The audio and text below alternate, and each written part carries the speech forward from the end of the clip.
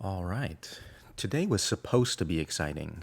The 110 crafting update just dropped, which is now the 7th 110 skill in RuneScape, following rune crafting, woodcutting, fire making, fletching, mining, and smithing. This should have and could have been one of the biggest and most impactful 110 updates yet, but after diving into it today, I've come to a different conclusion entirely. This might actually be one of the worst 110 releases that we've seen. And not because it's buggy or broken, but because it's highlighting a deeper issue, a much bigger and a much more offensive problem. Homogenous skilling like this is killing RuneScape. Now, I'm not usually the doomer, gloomer, boomer type of creator like Bushy, XJ9, or Omid. Generally, I find a lot of positives to take away with each update. Even with controversial updates, like the upcoming loot nerfs, I can generally see the silver lining and share my positive thoughts here on YouTube. Obviously, I love this game a lot, and I want it to do really well, so I am mostly optimistic that the game designers are taking it in the best direction possible. But this update today is really starting to push it. Let me be clear also, this is not going to be any kind of personal attack. The J-mods clearly care very much about the game as well, and they do their best in a very unforgiving field. There's also a lot in this update today that deserves praise. The art design was fantastic, the puns and the examine messages are all witty and charming, and the new area in the updated crafting guild in theory creates a proper social hub for players to skill together, which is what you want in an MMO. Even if it ends up being empty at some point down the line, you have the NPCs in there that are hyping you up with all of your level ups, and all of that feels very RuneScape-y in the best way possible. But the actual gameplay and the core loop is where this update really falls apart.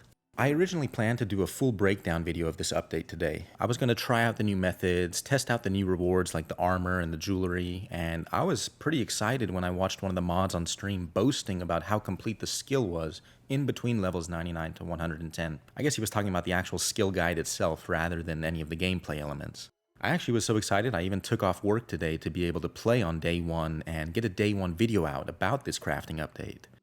But it's not really a crafting update, is it? It's the same update we've had 6 times before. Every single 110 update has been essentially the same. You show up to the relevant area that's had a nice graphical touch-up and a couple of reskinned resources to play around with. Then you'll click on the relevant skilling node and AFK. If you wanted to play actively, you could watch out for the glowing particles or the rockertunities and click those for slightly more progress. If you think I'm oversimplifying things, let's look at the updates and their gameplay. With 110 mining, we show up to a rock, we click, we AFK, we click a rockertunity.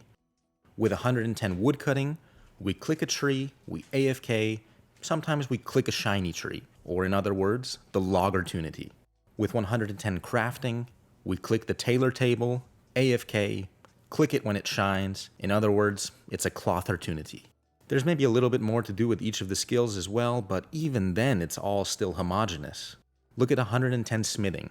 We have burial smithing, where once you finish making your full armor set, you can smith it one more time, which will consume the item for some extra XP. That's great, and that's been a staple of that skill for many years, but suddenly we have 110 fletching.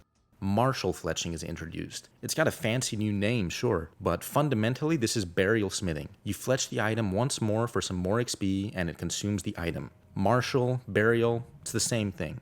110 rune crafting. We have ascending weapons. Again, it's essentially the same. It's burial smithing, but with your rune crafting item. Martial, burial, ascending. Fancy new names, but nothing new gameplay-wise, and certainly nothing that ties it to the identity of the actual skill.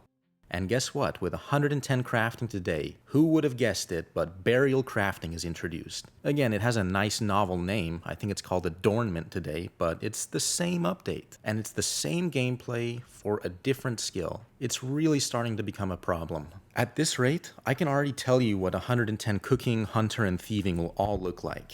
With cooking, we'll AFK some soups, stirring a pot around, and we'll click on the shiny supertunities once in a while to add in some seasoning. And at the end of the day, we can serve up a bowl of burial soup to the hungry Fort Forintry guards. With 110 hunter, Because we're incentivizing hands-off AFK gameplay so much, we might not even be placing traps anymore and actually catching creatures. We're probably just going to stand AFK next to some kind of fancy-looking trap or ballista that, guess what, it's going to randomly glow, and we can click for an extra chance to catch a creature. A hunter-tunity, if you will. And at the end of the day, we'll be able to return the creatures we caught back into the wild, sacrificing the hides we could have harvested for more XP, effectively becoming Burial Hunter. With 110 thieving, I bet you will AFK with our hands in some random dude's pockets, and once in a while he'll bend over and his backside will start glowing, where we can get a yoinkertunity. If we continue down this path, the only ones bending over are us as the player base.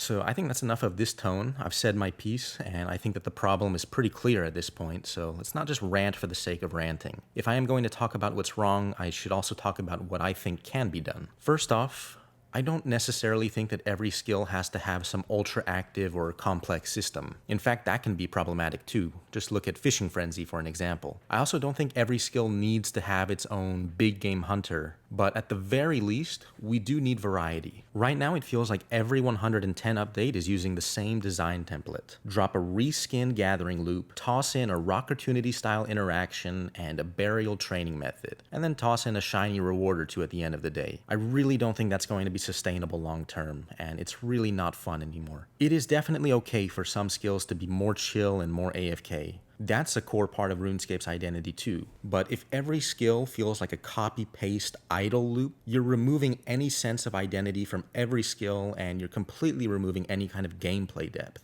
Ultimately, here's what I would like to see with future updates. I think we should focus on what makes each skill unique and build up the gameplay before we're building up any of the rewards. Fire making should feel like fire making. Crafting should feel like crafting. It shouldn't feel like smithing all over again. And maybe that's one of the core issues here. This update didn't necessarily need to reinvent the wheel, it just needed to lean more into the skill's identity. What if instead of these two identical skilling nodes in the crafting table and the tailor's dummy that essentially function exactly the same, what if we had something that actually played into crafting strengths? Let's look at those star bloom cloths, for example. I think those were a great concept. They're a new high-level cloth that tie into some other skills like farming, and there's something exclusive and premium that we can work with as high-level crafters. Cool.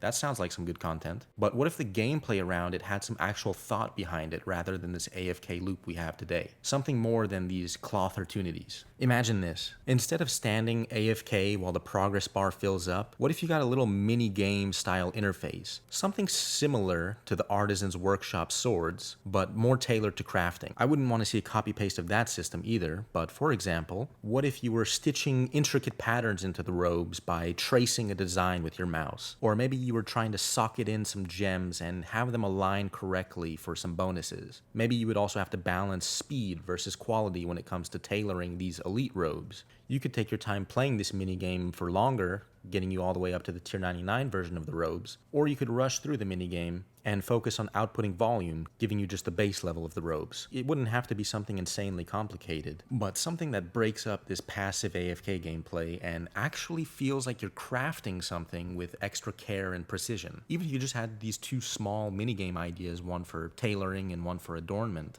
I think this would go a long way in making this update feel a lot more immersive, a lot more interactive, and ultimately a lot more rewarding. Right now, there's no difference at all between these two skilling stations. They're the same node, just wearing different clothes, ironically. And that's a huge missed opportunity, because this skill really could have stood out.